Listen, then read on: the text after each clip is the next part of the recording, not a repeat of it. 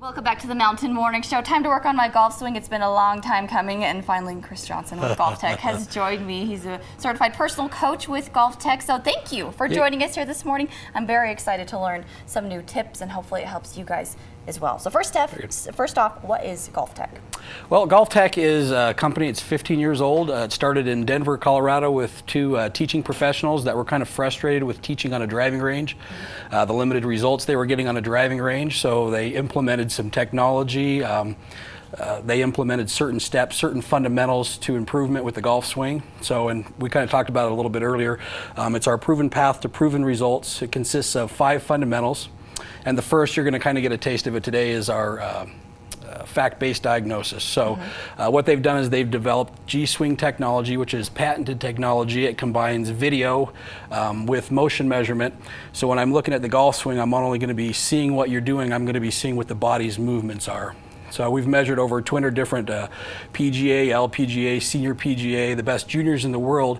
And what we found is while the outward appearance of the swing may look a little different from golfer to golfer, what the body's actually doing to produce power is virtually the same with each athlete. So that's amazing that you're able to put all that into this system, and we're going to check that out here this morning. But you have 5 fundamentals that you want to focus on with your clients, right? You bet. Yep, and that was the first. So fact-based diagnosis is the first.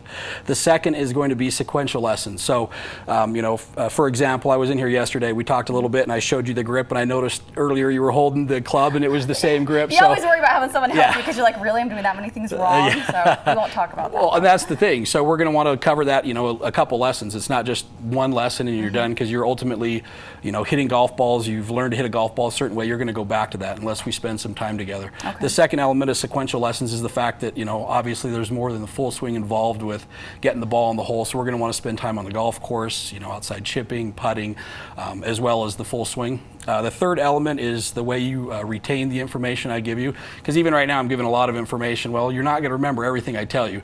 So what we do is we record every single lesson that we give. So each one of my students has their own website. They can access it on their smartphone, on their computer, 24 hours a day. It's got the lesson that I record. It's also got drills that I load for the specific skills that they're working on, notes for every lesson. That's the third element. The fourth is video-based practice. And this is huge for me, teaching on a range for over 10 years. When my students leave, they have no real way of monitoring what they're doing, whether they're making the changes that I'm trying to get them to make. So when I have a student, I always want them to be in bay practicing using the video so they can actually monitor the movement they're making. They're able to watch, review each swing, and make sure that they're making the changes. The fifth element would be the club that you're using. So obviously we're built differently. I'm built differently than any other golfer. I'm going to want to make sure your clubs are fit properly for you. So those 5 elements have given us a 95% success rate with over 4 million lessons taught. So all right, so we'll take our places and remind everyone while I'm getting ready what you're setting me up against in terms of other stats. Yeah, well, I'm going to be looking at the way your body's moving throughout the swing. So I'm going to be looking at the way your hips rotate, whether they're closing or opening. I'm going to be looking at how they're tilting, either left or right. I'm going to be looking at forward bend and backward bend, and then the same 3 elements in the shoulders. And then what that gives me is a 3D model of what you're actually doing. And you compare that to to everyone else and see how I line up. All right. Picture says 1,000 words. Let's take a look. Okay, here we go. All right, so we got a good clip that time. So cool. The first thing we're going to do is we're going to look at some of these numbers and what they mean here. So I mentioned briefly we've got shoulder turn, shoulder tilt, shoulder bend, hip turn, hip tilt, and hip bend. And so again, we've measured over 200 different PGA members, looked at the way that they're moving, and we have a range, and we use a color code.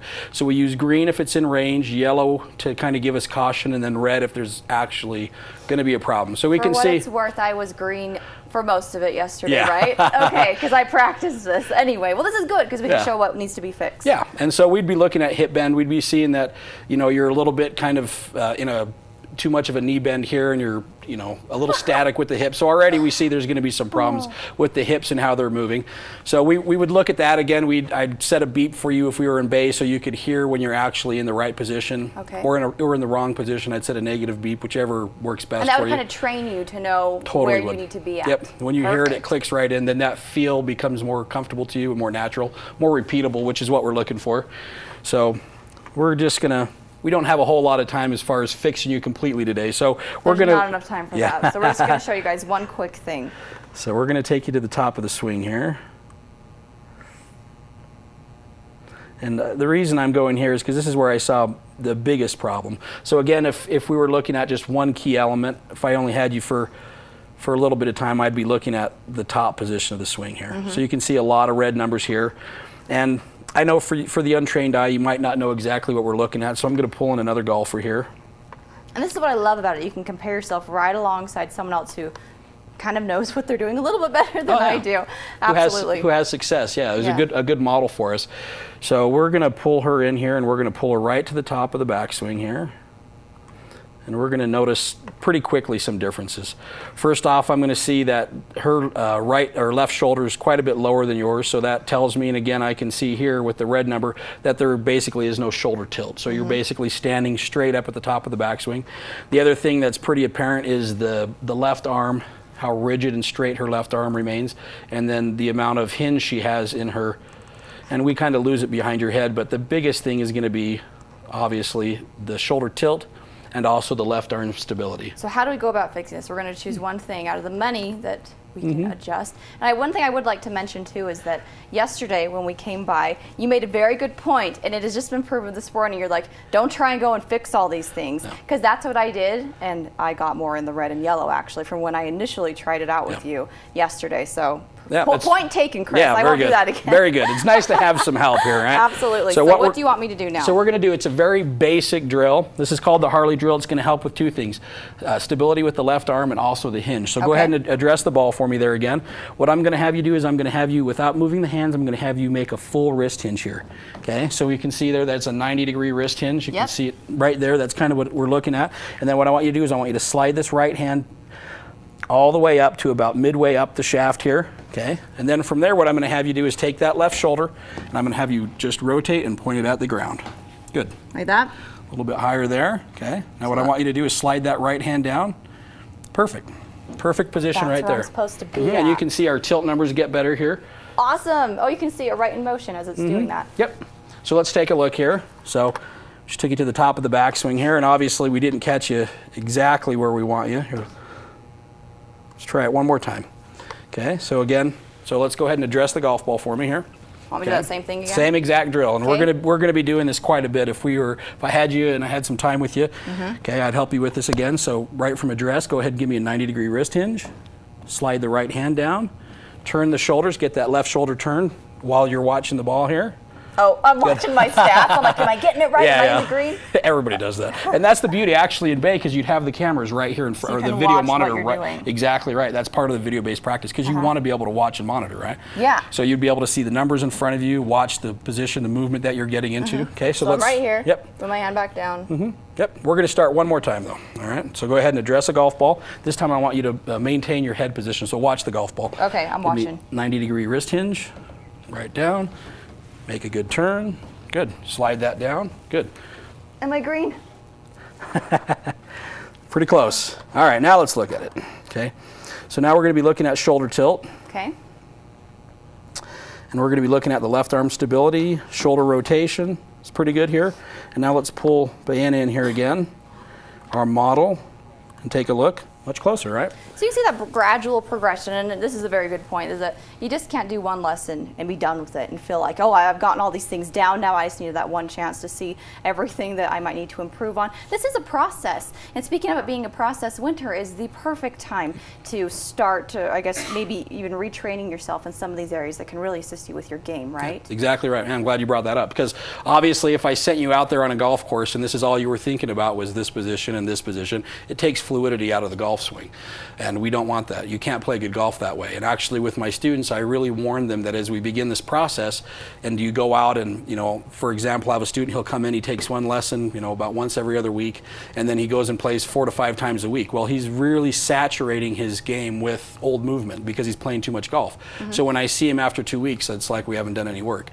So what I would want to do is I would want to spend some quality time with you where you commit to me a little bit of time that we can build, get this more comfortable, then you can take it to the golf course. Saying, Chelsea, you need some help. Yeah, we all need help. We all need a lot of help. Yeah, but yeah, again, winter's a great time because you can come in Bay. It's always 72 in our studio. You can come in there and use the time wisely, and we have, the state-of-the-art simulator. You can play golf all year. You can watch your numbers and actually go out and play golf. You can putt, you can chip. Everything you would do outside, we have inside as well. So. Oh, that's so great. Where are you guys located in Park City? You also have a location in Salt Lake City. We do, yeah. Right in Salt Lake, it's the foot of Big and Little Cottonwood Canyon. Okay. And here in Park City, it's 1890 Bonanza Drive, so right next to El Chabasco, if I can mention another business. So sure, do a shout out for Yeah, it. yeah. Well, everybody's there anyway, so we're right next door. Yeah. So if we want to get in touch with you or have more questions about GolfTEC and doing what I've just done, how do we go about doing that, Chris? Well, you can email me at cjohnson@golftec.com, and that's GolfTEC, GolfTEC.